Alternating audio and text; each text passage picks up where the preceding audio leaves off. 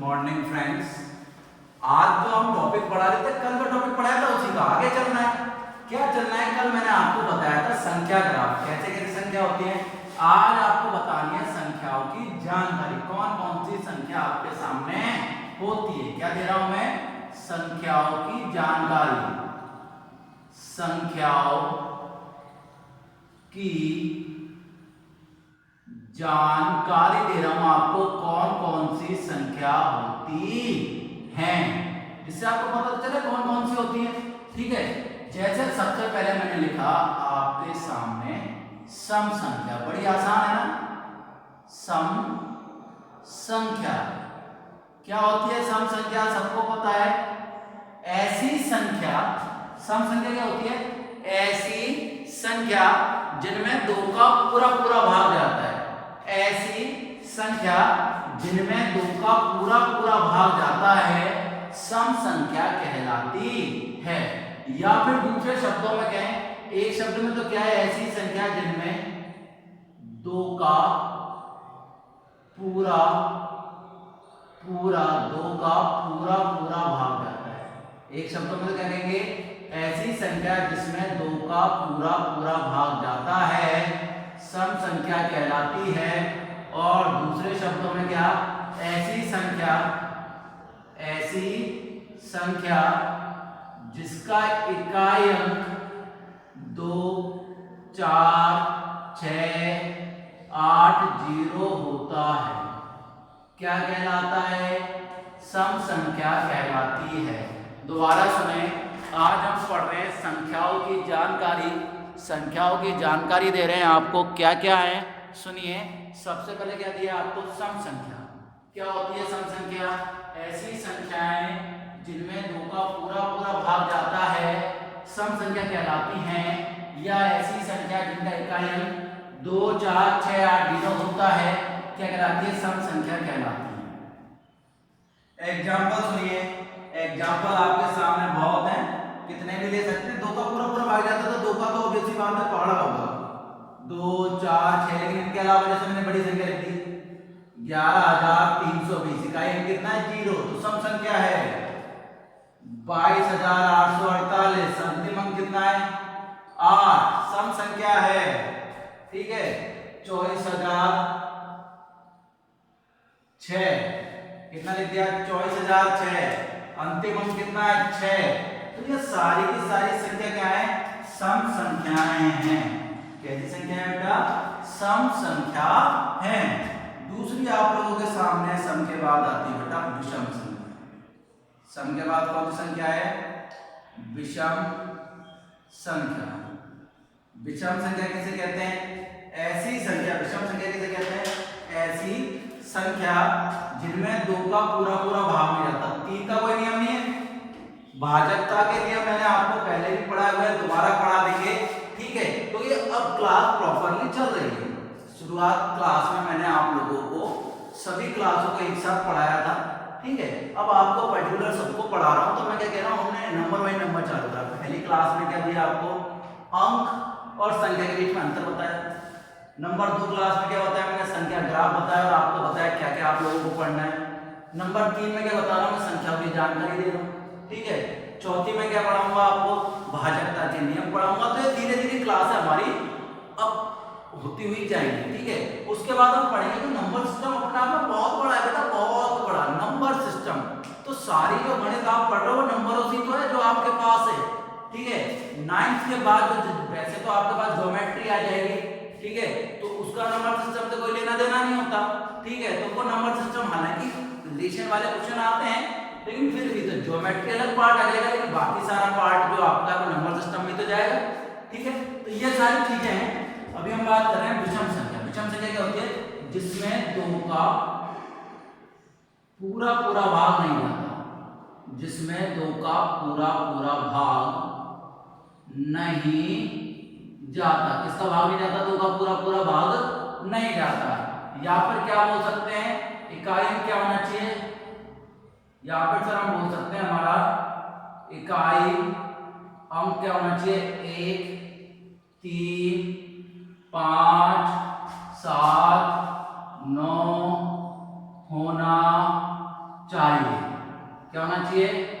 1 3 5 7 9 होना चाहिए। दोबारा सुनिए, विषम संख्या क्या है जिसमें 2 का पूरा पूरा भाग नहीं जाता, या फिर क्या होना चाहिए? 1 3 5 7 9 होना चाहिए। सर एग्जांपल 1 3 5 7 9 तो आइए लेकिन जैसे हमने लिख दिया 131, अंतिम कितना? 1 विषम है।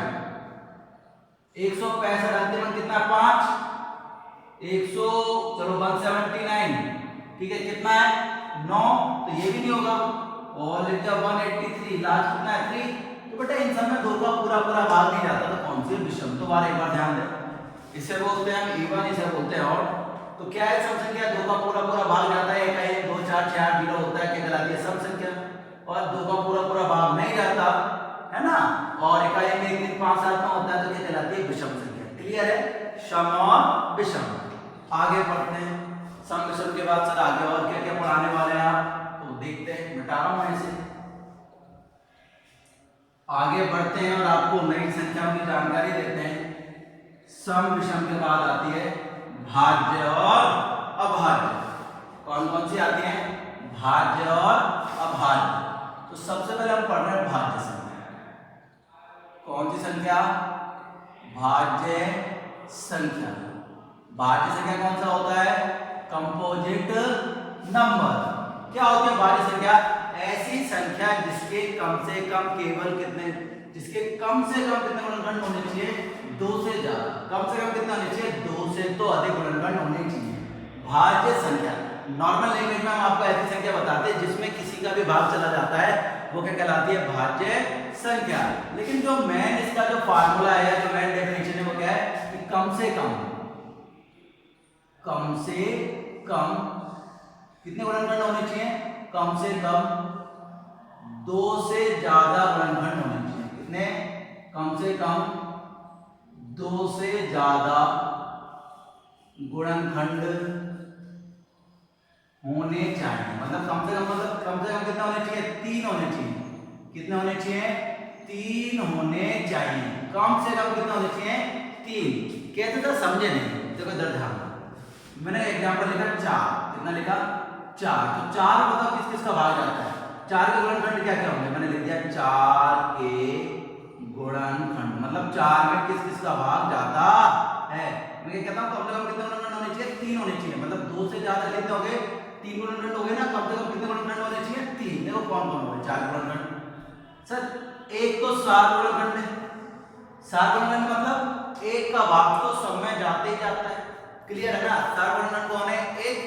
क्लियर है? यूनिवर्सल फैक्टर कौन है? 1, क्योंकि 1 का भाग तो सब में जाएगा ही जाएगा। 1 के बाद 4 में किसका भाग जाता है? सर 2 का जाता है। और 4 में 4 का भाग तो जाते ही जाता है। आ गया 1 2 और 4। अगर मैंने लिख दिया 6 के गुणनखंड, कितना लिख दिया? 6 के गुणनखंड। तो 6 के गुणनखंड कौन कौन से होंगे बताओ? सर 6 के होंगे 1 2 3 6। कम से कम कितने होने चाहिए? 3। 3 से अधिक तो हो सकते हैं ना, कितने भी हो सकते हैं। तो भैया आपको याद करना है सबसे छोटी भाज्य संख्या कौन सी है? 4। और देखो अगला लिखा है, जैसे मैंने 9 के गुणनखंड, कितने लिखे? 9 के गुणनखंड। तो 9 के गुणनखंड कितने होंगे? सर 1 के बाद 3 के बाद 9। और किसका भाग जाता है? क्या सर 1 का जाता है, 3 का जाता है और 9 का जाता है। तो कितने गुणनखंड हो गए? 3 गुणनखंड हो गए। तो हम क्या सीखे कि सर कम से कम 2 से ज्यादा, मतलब कम से कम कितने गुणनखंड होने चाहिए? 3 गुणनखंड होने चाहिए। तब क्या कहलाती है? भाज्य संख्या या कंपोजिट नंबर। कौन कौन से कंपोजिट नंबर? सबसे छोटा कौन सा? 4। ठीक है, अभी मैं बताऊंगा कौन से हैं और कौन से नहीं है। पूरे 100 तक आपको लिखने के दिए जाएंगे, आपको बताने। 4 है, 6 है, 8 है, 9 है। ये दोनों इंपॉर्टेंट है, 4 और 9। तो 4 सम संख्या और 9 क्या है? विषम संख्या। बच्चे कंफ्यूज होते हैं सम और विषम में, तो ध्यान क्या रखना है? सम विषम अलग क्राइटेरिया है और भाज्य अभाज्य अलग क्राइटेरिया है। सम और विषम अलग क्राइटेरिया है और भाज्य और अभाज्य अलग अलग चीजें, दोनों अलग अलग है। दिमाग में बिल्कुल अलग अलग बैठा के चलना है, दोनों बिल्कुल अलग अलग चीजें। क्लियर है? यहाँ तक भाज्य तो आपको समझ में आ जाएगी सर, जिनका भाग जाता है आप नॉर्मली सही कर लेंगे। लेकिन अब जो चीज आ रही है उसमें बहुत अच्छे अच्छे क्वेश्चन है, इतने अच्छे अच्छे क्वेश्चन है कि लोग बड़ी बड़ी क्लासों में कंफ्यूज होते हैं। वो है हमारा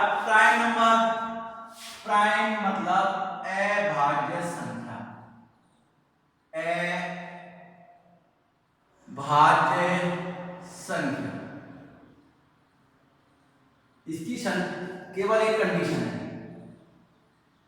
क्या कंडीशन है? केवल 2 गुणनखंड होने चाहिए। केवल 2 गुणनखंड होने चाहिए। केवल 2 गुणनखंड होने चाहिए। कितने गुणनखंड होने चाहिए? 2। देखो एक को तो शामिल करे नहीं जाते। क्यों नहीं शामिल करा जाता? जैसे एक का गुणनखंड क्या हुआ? एक का एक तो एक ही रहा ना।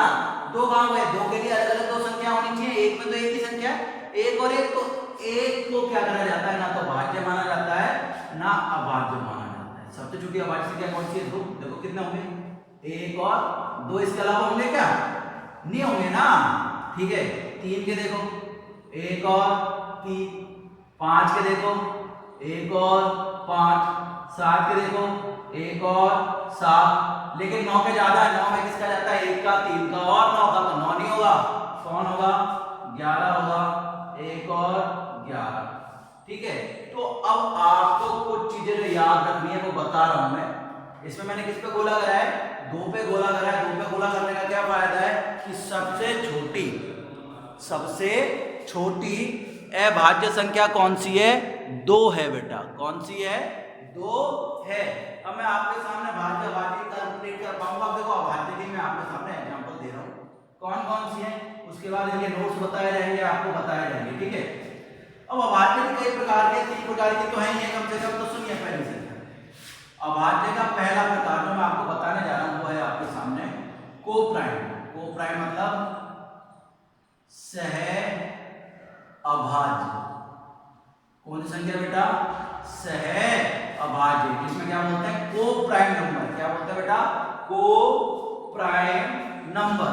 होता क्या है? सहअभाज्य संख्या या कोप्राइम नंबर। ठीक है, क्या होता है? चलो सुनिए। सहअभाज्य संख्या मतलब ऐसी अभाज्य संख्याएं, ऐसी अभाज्य संख्याएं जिनका में से, ऐसी अभाज्य संख्याएं जिनका में से एक होना चाहिए। क्या कह रहा है? ऐसी अभाज्य संख्याएं जिनका में से एक होना चाहिए। वैसे कंडीशन अब वैसे भी है ना। एक चीज मैं आपको बताऊं कि जितनी अभाज्य संख्या उन सबका में से कितना होता है? 1 होता है। अब देखो कौन कौन सी होगी? 2 और 3 में से एक आएगा, कुछ कॉमन नहीं है। 3 और 5 है, नहीं है? ठीक है, 7 और 11 है या नहीं है? 11 और 13 है या नहीं है? ठीक है, 11 और 17, ये सारी की सारी क्या है? सहअभाज्य संख्या। अब दूसरा पढ़ रहे हैं सर, दूसरा है twin prime number. Twin prime number, द्विअभाज्य संख्या। क्या होता है? ऐसी अभाज्य संख्याएं, ऐसी अभाज्य संख्याएं, ऐसी अभाज्य संख्याएं जिनमें 2 का अंतर होता है। बेटा कितने का अंतर होता है? जिनमें 2 का अंतर होता है। दोबारा सुनिए, सम विषम हो गई, भाज्य हो गई, अभाज्य चलती है। अभाज्य की कंडीशन बताइए, केवल 2 गुणनखंड होनी चाहिए। क्या होता है इससे अभाज्य? बताइए, मैं बता रहा हूं। ट्विन प्राइम नंबर, द्विअभाज्य संख्या। क्या कह रहा है? ऐसी अभाज्य संख्या जिनमें कितने का अंतर होना चाहिए? 2 का अंतर होना चाहिए। देखो इसी में देख लेते हैं, 2 और 3 में 2 का अंतर नहीं, तो ये तो नहीं होगा। कौन कौन सी होगी सर? 3 और 5। ठीक है, 7 और 11 हो नहीं सकती। 11 और 13, 17 और 19, कितने कितने का अंतर आ रहा है? 2 2 का अंतर आ रहा है। तो ध्यान क्या रखनी है? इसमें कितने का अंतर होता है? 2 का अंतर होता है। इसमें कितने का में से आना चाहिए? में से कितना आना चाहिए? 1 आना चाहिए। लेकिन कैसी संख्या होनी चाहिए? अभाज्य संख्या होनी चाहिए। तीसरी जो मैं है, बहुत जगह आई है काम में, तीसरी संख्या है आपकी, सुनिए, रिफ्लेक्सिव प्राइम नंबर या सापेक्षिक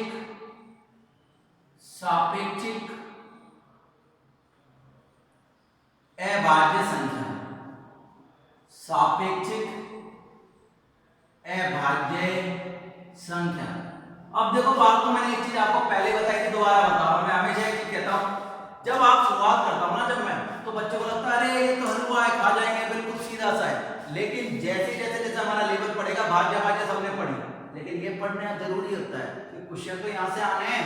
जो कोई अच्छी एग्जाम होती है, जिनके भी नाम सुने, क्वेश्चन तो यहाँ से आएंगे। जब नंबर सिस्टम दिया है तो भाज्य भाज्य थोड़ी पूछेगा, बताओ दो भाज्य भाज्य, तीन भाज्य भाज्य, ऐसे क्वेश्चन तो ना पूछने जरा।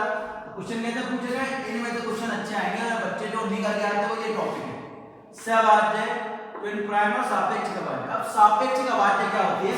सापेक्षता का सिद्धांत काम करता है आइंस्टीन वाला, कि दो चीजों में तुलना होती है। कितनी चीजों में होती है? तुलना होती है। कितने लोगों में? दो लोगों में। तो वही कह रहा है सापेक्षिक अभाज्य संख्या मतलब कितनी संख्याओं में तुलना होगी? दो। तो इसका अलग नियम है, ध्यान रखना। क्या कह रहा है? ऐसी संख्याएं, अभाज्य संख्या नहीं, केवल ऐसी संख्याएं जिनका में से एक होता है। ऐसी संख्याएं जिनका में से एक होता है, बस एक ही कंडीशन है, जिनका में से क्या होना चाहिए? एक होता है। क्या कहलाती है? सापेक्षिक अभाज्य संख्या।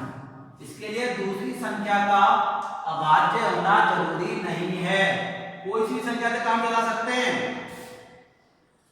11 और 12 में से कितना आएगा? 1। 13 और 14 में से कितना आएगा? 1। 3 और 4 में से कितना आएगा? 1। तो ये सारी की सारी क्या है? आपकी सापेक्षिक अभाज्य संख्या। सापेक्षिक अभाज्य में क्या आ गई? आपकी सहभाज्य भी आ गई, ठीक है, और आपकी ट्विन प्राइम भी आ गई। दोबारा सुने, क्या क्या बता? अभाज्य संख्या जिनके केवल कितने गुणनखंड होते हैं? 2 गुणनखंड होते हैं। कौन कौन से होते हैं? एक तो एक होता है और एक स्वयं होता है। कौन कौन से होते हैं? एक तो एक होगा,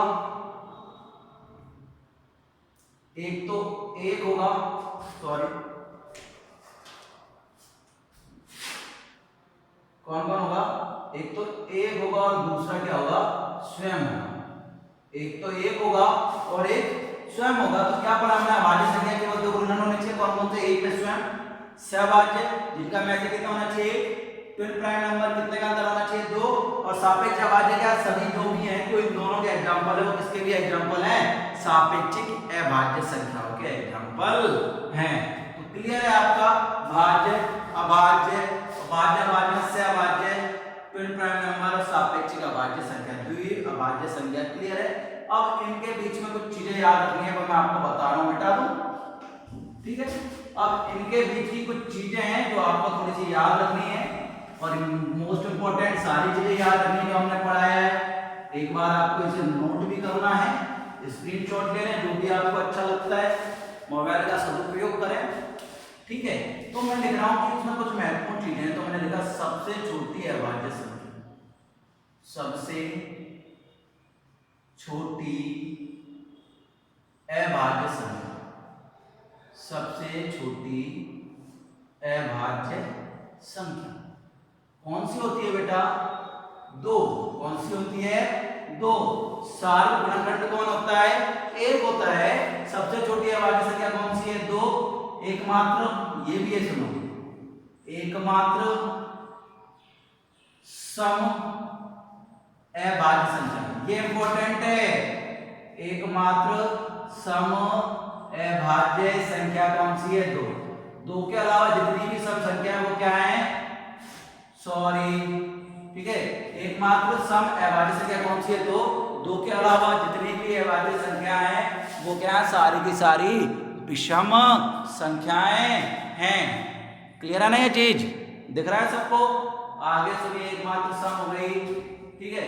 अब आपको क्या बतानी है? सबसे छोटी भाज्य संख्या, सबसे